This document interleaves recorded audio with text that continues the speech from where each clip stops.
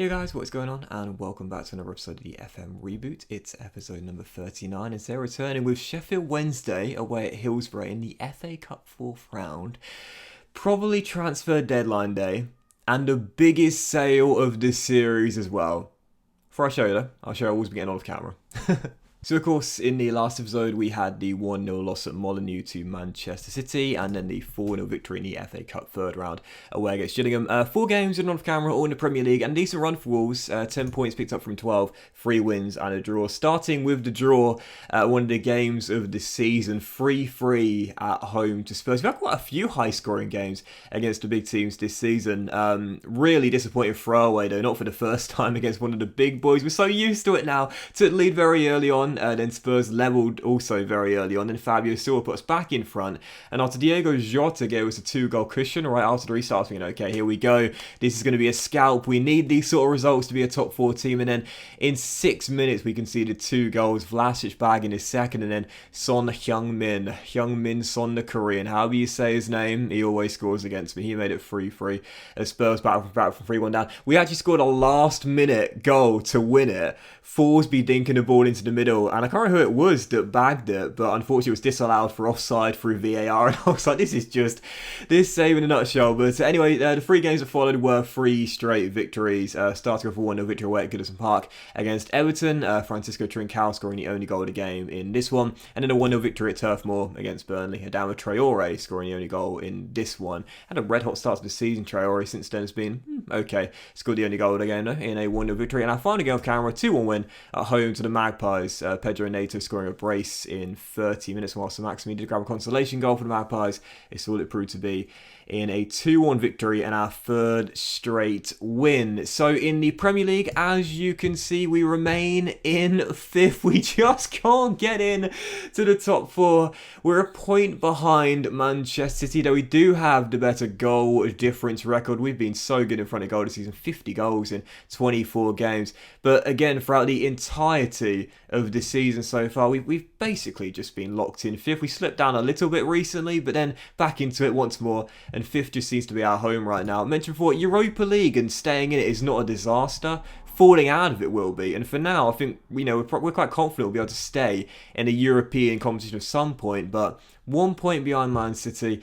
There's plenty of time, 14 games to go, but yeah, we need some scalps, I feel. And this is the moment you've been waiting for.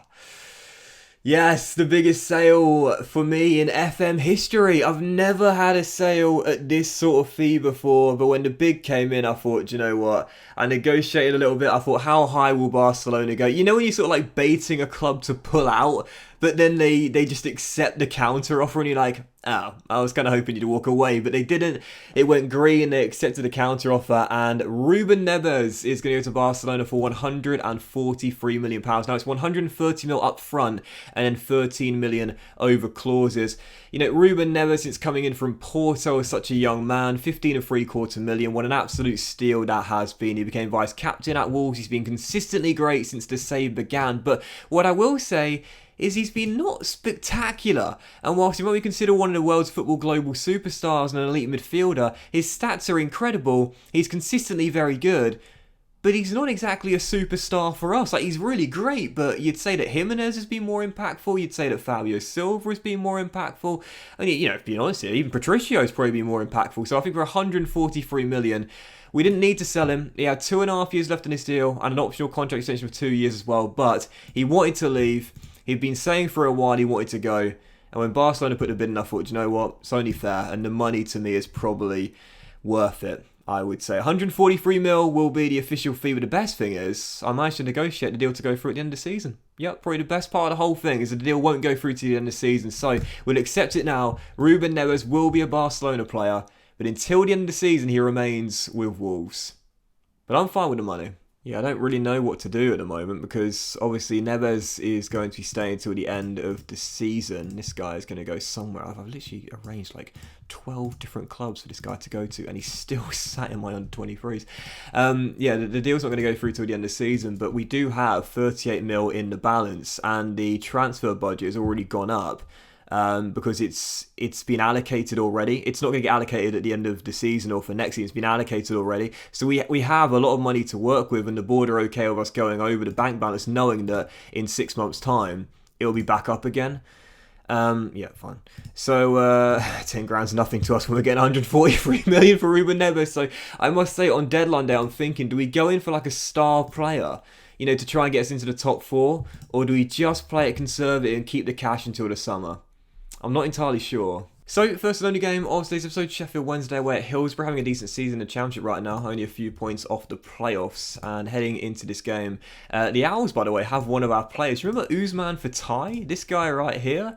Yeah, he's been on loan at Hillsborough this season, loaned him out there, and he still has a future at his team if he wants it. And heading into the first game, this will be our team. Quite a few changes. There is a week until the next game in the Premier League, so still quite a strong lineup. On the injury report right now, Connor Roberts is down, and oh, by the way, Connor Roberts might well be leaving too, to Atalanta for £10 million, accepted a bid, and he might well be on his way to the Serie A, which, to be fair, like his stats are alright.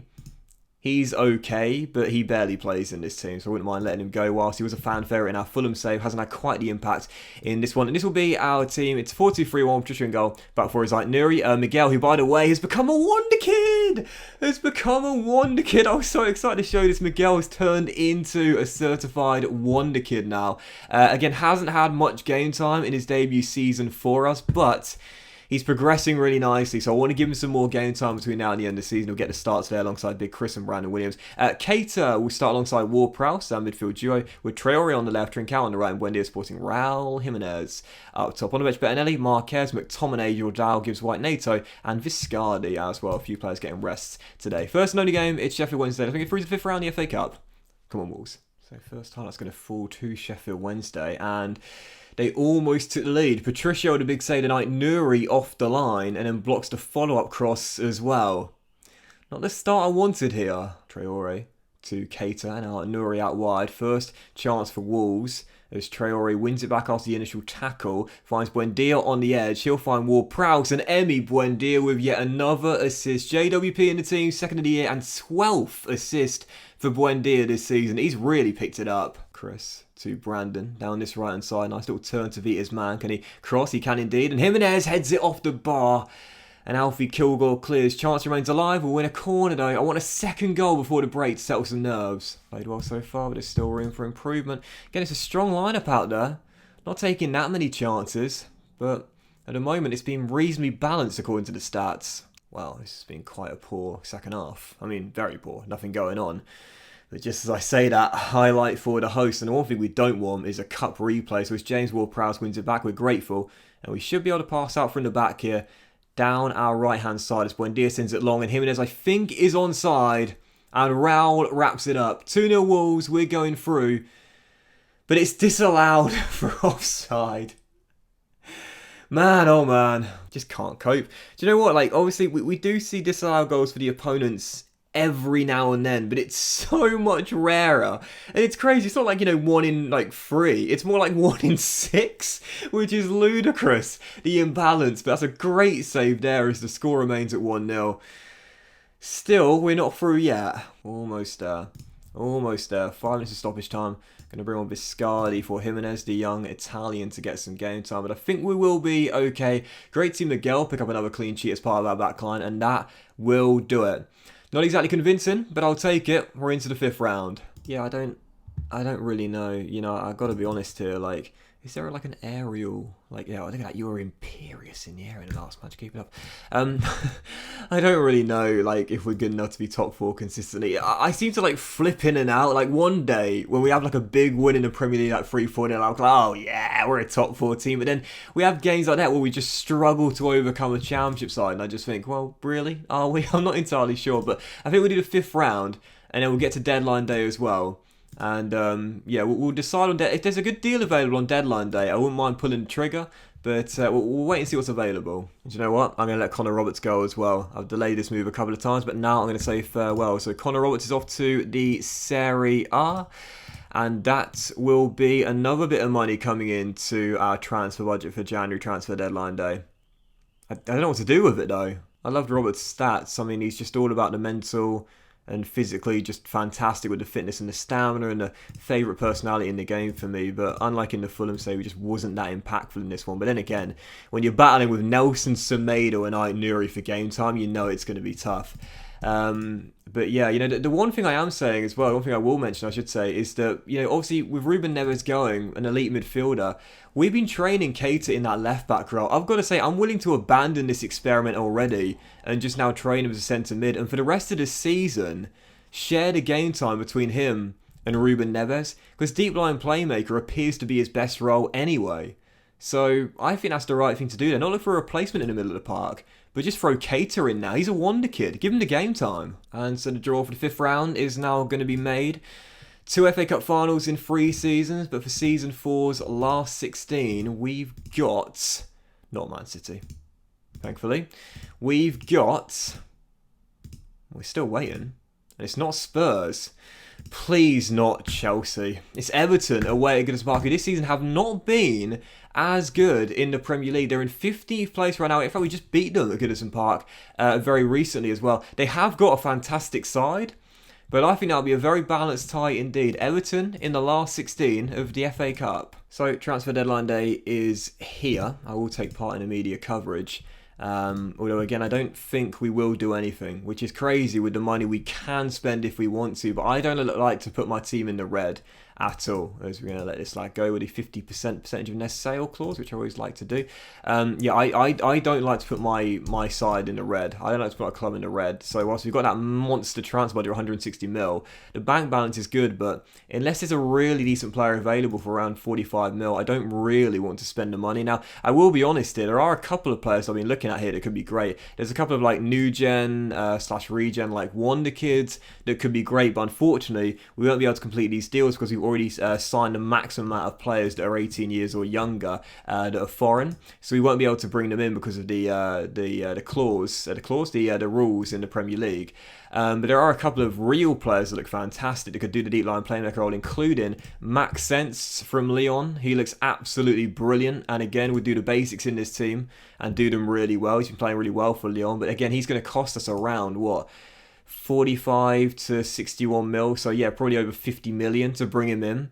And again, according to the scouting report here, Samira is already better and he's only 18. So I've got to be honest, despite the amount of cash we've got, I really think don't bring anyone in, just keep the core of the side here. Neves is here till the end of the season anyway, and then have a monster budget in the summer. I think play it safe. I'm just thinking about the money we could have for next season, with the prize money, if we continue to progress in the Europa League, what we'll get for a Premier League finish. Oh, this guy looked pretty decent as well. He's gone to Fiorentina. He looked pretty decent as a young centre-half. I think with the prize money we'll get for our Premier League finish, the TV revenue, again, if we go far in the Europa League, that'll help as well. I'm thinking we could have a 200 million budget. Maybe I'm being a bit too ambitious and hopeful, but certainly over 100 million. That's for sure. We'll get that in the summer. So, yeah, I think play it safe and see what happens and see where we finish in the Premier League as well. Oh, and by the way, Morton Forsby at the moment is sorting out every single issue for me. He's sorted out every single issue since he become captain successfully. This guy is a born leader, man. Seriously, that leadership stat needs to be up to 20 as well. Well, it's going to end up as a very quiet transfer deadline day. But again, that is totally fine with me. I think leave things as it is, leave things as they are. And then in the summer, when we're free to bring in more wonder kids, I think then that's when we decide what we want to do with this Wolves team going forward. Neves will stay here until then regardless. We've still got a really great side. We've still got a fantastic chance of getting to the top 4. We're still in the FA Cup and the bank balance is healthy after the sale of Roberts. So yeah, I think we made the right choice there. No panic buys. No splash every single penny and put us in the red on a start that may or may not get us in the top 4. No, play it safe. Slow and steady wins the race. Ruben stays here for now anyway. And I still feel confident we can do this. Finish in the top 4, go far in the Europa League and hopefully reach our 3rd FA Cup final in 4 years. Season is far from done. But that was this episode of the FM Reboot, guys. Big thank you for watching. I hope you enjoyed it. If you did, please drop a like. Have a fantastic day. And we'll come back with, and we've got to do the 5th round in the FA Cup right away at Goodison Park. And maybe the Baggies or Aston Villa in the Midlands Derby, or maybe possibly a treble header, including that second knockout round first leg against whoever in the Europa League. Have a great day, guys. Much love to you all, and I'll see you for next episode of the FM Reboot. Oh, things are getting really interesting now, aren't they? Very soon.